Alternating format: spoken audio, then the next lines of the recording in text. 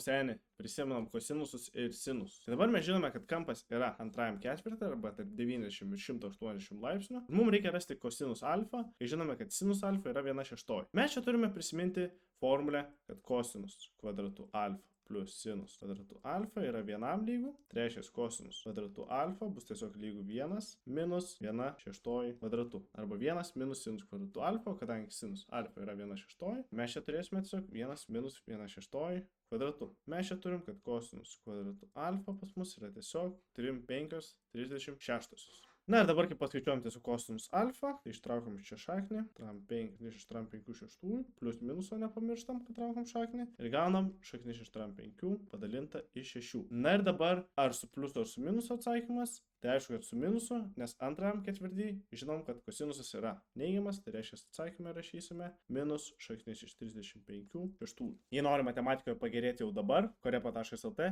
linkas bio.